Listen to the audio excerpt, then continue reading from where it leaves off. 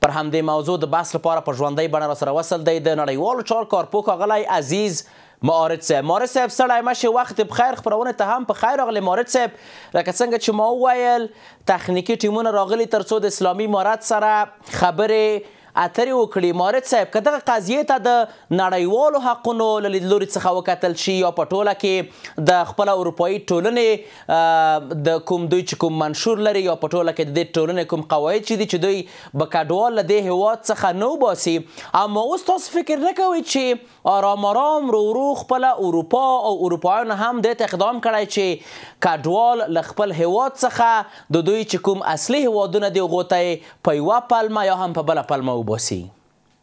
مننه جناب لالی صاحب. لومړی تاسو ته تخنیکي همکارانو ته لیدونکو اورېدونکو سلامونه احترامات وړاندې کوم. ګورئ په دنیا کې یا پرمختللي هېوادو خصوصا په اروپا او امریکا او په دې جیو کې حتی نور هېوادونه چې په اسیا کې پرمختللي دي دوی هغه هېوادونه چې تریټي اف روما یا کنوانسیون د ویانا د 1950 کال چې دوی د کډوالو په هکله باندې دقیقاً دوه نړیوالې جګړې نه وروسته دوی هر څه راسپړلي دي او اصولو ته راوستلي. د لومړي ځل لپاره خو موږ پوهېږو چې د امریکا د استقلال نه وروسته د کډوالو په چارو کې مقررات پیل شول د شپږ اویاوم کال او 1983 کال خبره ده. مانند مدرن په ډول باندې کله چې لومړۍ جګړه ختمه شوله په 1913 کال، په 1915 کال کې خصوصا بالغه چې د عثماني امپراتورۍ وپاشل شوله، په دغه ځای کې اصول جوړ شول. دا اصول کرا د څو مملکتو له منځه پراخ شول، د سیمې هېوادو د سیمې نه د قارې ته قارې نړیوال او آخري تریټي اف روما شوله چې بیا وروسته دلته بل پروتوکول 1980 کال هم د سره ضایمه سه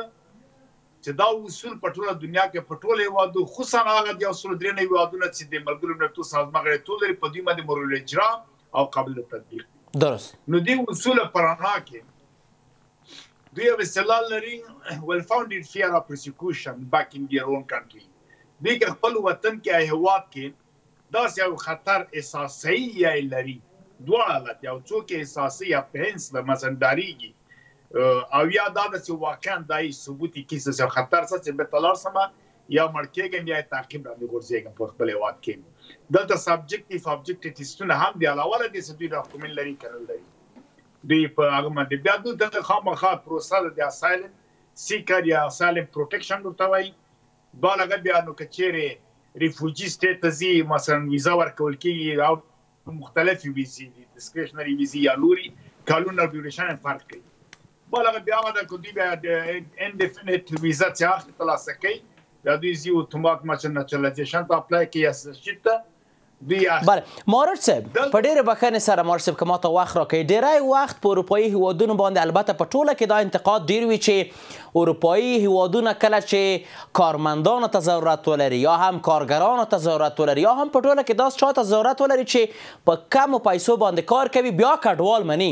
او کله چې دغه تعداد پوره شي دوی اصول هم د پښو لاندې کوي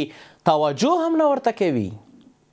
لا هغه خو بیا نور د مثلا پروفیشنل ته ضرورت لري یا کارګر ته ضرورت لري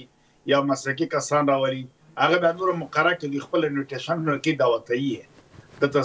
سپانسرشیپ او د سپانسرشیپ او د مسایل هم دلته موجود دي هغه جدا خبر ده. نور دې پالیسیان بیا جدا دي بعض یو وخت څه کوي گنجائش نه د کپاسټي نه امکانات نه دی غلا پر بیا نور وادو توای چې زه دومره ماجر منل سم نور زیات په دغه اصول باندې سمنلای دا خبره هم پیدا شي اما یو خبره چې څو ډیپورت کیږي یا مثلا لګل کیږي په جرم دا مسایل ته نشته دا دوی خپل اوازات چې یا چې جرم کې مطابق د قانون چې مقیم په دی هېواد کې د پیغام باندې هم په لکه لکه په خپل ادوایس په لیکي مکمل ټول هغه ورته ورکول کیږي. اساسي خبره دا ده چې دوی فیک یا جعلي اسناد راوړي دا په ټول دنیا کې خپل پتریټي افرومه کوي د په زمایمو کې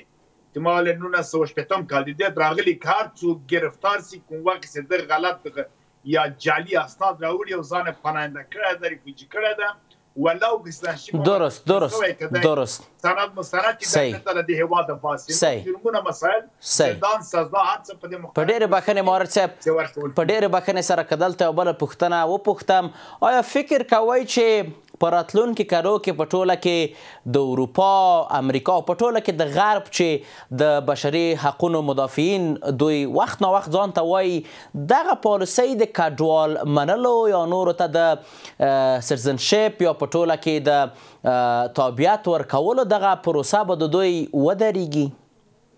ګمان نه کوم په دې نه کوم چې اوس داسې انګېرنه ده په اروپا کې چې 2013 کال او له هغه وروسته به دلته به کرنسي کېږي او زیاتره به دا به هم ډیجیټالي نه خو دغه کوم حکومتونه چې دي جناب مارد صاحب کوم حکومتونه چې راځي مثلا په لندن کې کوم حکومت راځي په انګلستان کې په ټوله کې ترڅنګ په نورو اروپایي هیوادونو کې چې کوم حکومتونه راځي خپله د امریکا اوس کوم حکومت د ښاغلي ټرمپ ټول همدغه وایي چې د کډوالو ضد یو د غیر قانوني کسانو ضد یو دغه بارډر سکیورټي باندې د دوی تاکید ډېري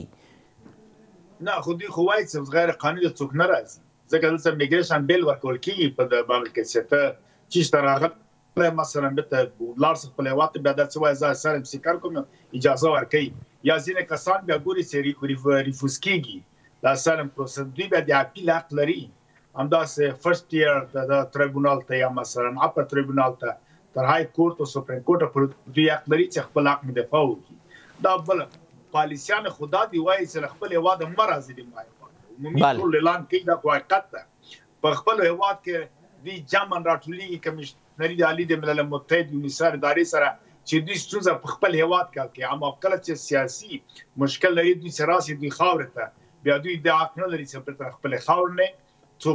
یعنی که دوی د دغه اصول خلاف لاړ شي مارد صاحب که د دغه اصول خلاف لاړ شي ووایي چې حکومت حاکم دی دولت تر ټولو غټ لوبغاړی دی یا پلیر دی او په ټوله کې تصمیم نیولی چې باید کډوال وباسي آیا کوم داسې میکانیزم شته چې د دغه فیصلې مخنیوی وکړي؟ بالکل دا نقص مستقیم د کنوانسیون د یوانم نسیو پوزیسیون په هیڅ صورت نه ده کړی او هیڅ هیواد یې سلام نه ده کړی چې موږ باسوای تدابیر ونیسو چې فلاني جردن دلته بیا کیس ورکران دي وکیلان دي خپل چیري چې څوک په غلطه راغله مثلا یو هیواد نه چې هیواد کې رفاه سعادت امنیت سوله دوی د کانټري پالیسي ورته وایي درست یو خپل د افغانستان مثلا من سره زه وکیل دلته من سره د کانټري پالیسي 2023 کال ستا په کې هر شی کرایټریا او درست ډیره مننه چې مثلا کوم کټګوري کسان حق لري دا کوم کټګوري باید بهتري فوسي په ټول مملکتو کې دا شی است درست یعنی عدالت ټول مملکتو کې تامین د تاسو په دې شرط څه کې څنګه جدا خبر ده یا مثلا د پاکستان او ایران بیا جدا بس درست امریکا څنګه صحیح را لیږي هم خلک دار کړی دي په امریکا چې باندې خپل کډوال چې هغه څوک چې ماجري هغه کې قانون اصول مراد کی مشکل ورته ډیره مننه د جزای او کچېره جعلي اسناد غلط اسناد رانه هغه خپل خلاصه کول ډیره مننه مارد صاحب په خبرونه کې تاسو له حضور څخه نړۍ منندوی یم کور مو آباد چې موږ ته وخت راکړ